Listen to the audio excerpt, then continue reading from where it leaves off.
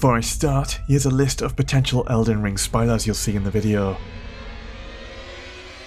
Slowly but surely, I've been burnt out by the generic open world formula that so many games follow.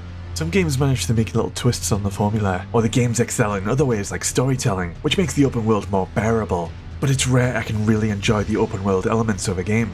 Elder Scrolls and Breath of the Wild are some of the first games that come to mind when I think of good open world design, and now you can add Elden Ring to that list. Elden Ring isn't a perfect open world, but it's a damn good experience. After the state Cyberpunk was released in, I was extra worried for Elden Ring, especially knowing it would be adopting a more open world design. Souls games have always been open in terms of having multiple paths or directions to explore, but they've never gone fully open world. I'm happy to say Elden Ring just nails it. I really like that there's no map markers telling me there's treasure, a collectible, or something I need to do like kill 6 wolves over here. Locations are only marked on your map when you first enter them. There's telescopes you can use to take a sneak peek at the surrounding area. Anything that vaguely interests me I'll manually mark on my map to explore later. It's just something I really liked with Breath of the Wild's towers as well. It helps immerse you into the world with your own exploration and discoveries. It's so much more fun than open world games littered with pre-existing objective markers that just end up feeling like a chore of tasks. As a player, I'm trusted to explore and make my own discoveries across the world. The devs aren't afraid I'll miss out on content. Elden Ring takes me off my leash. Takes me off my leash? What? But you get what I mean. So Elden Ring has managed to take the idea of open world and mould it around the strengths of the Souls games. You could come across a really tough boss that's blocking your path. You can practice and practice against the boss till you overcome it. Or, alternatively, because this is an open world game, you could just explore another direction, level up, find new tools, tackle alternative bosses, and come back to that previous boss later with a stronger character. While you could do this to some extent in previous Souls games, you've got a lot more potential exploration options with Elden Ring. The devs have managed to design Elden Ring to be a much more accessible game, without straight up dumbing the game down or adding an easy difficulty mode, all through the nature of open world design. Elden Ring isn't a perfect open world. You'll probably encounter the same optional bosses more than once or twice, and you could argue that Catacombs are a little bit more on the repetitive side. Catacombs are short explorable dungeons throughout the world.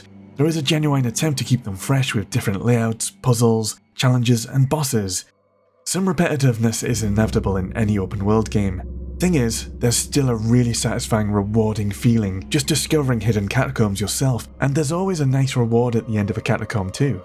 Speaking of rewards, when you take the time to explore Elden Ring's locations, you'll be rewarded with things like unique magic spells and weapons. A common trend in modern games is to shower you in generic loot or equipment that usually has scaled stat weights or item level numbers on it. It's really boring getting the same weapon or armor piece hundreds of times with different numbers on, and trying to work out which piece is 1% stronger. Elden Ring does away with this. Every location across the world has interesting rewards. They might not always be useful for your build or playstyle, but they always feel unique. New spells or equipment might even entice you to try a new build or character.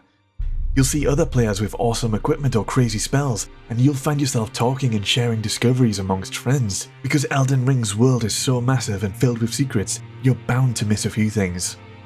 Elden Ring really is massive. You don't realise the sheer scale of the world until later in the game, as the world map extends and adds new floors. When I first rose up out of the starting catacombs, I saw the world map and I was a little bit worried that this was the setting for the entire game.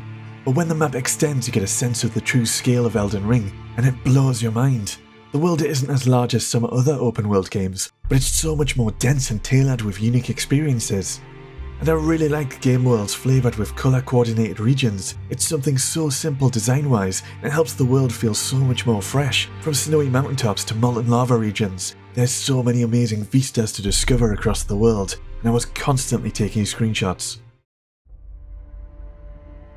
Everyone's turning their game franchises into open world games. Assassin's Creed, Dragon Age, even Halo, but a lot of them fall into the traps of open world design.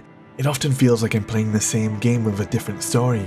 I'm just following waymarkers and checking off objectives on a world map. These games don't trust me to explore and discover the world on my own terms. Ubisoft in particular are notorious for their own lazy take on the open world formula.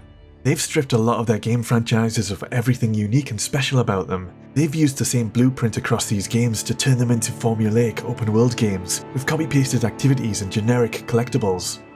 Elden Ring is getting a lot of love, and its sales numbers have been incredible. I hope Elden Ring's success with their treatment of the open world genre inspires a lot of other games companies to follow suit and really make the best of what's possible with open world games. Peace for now.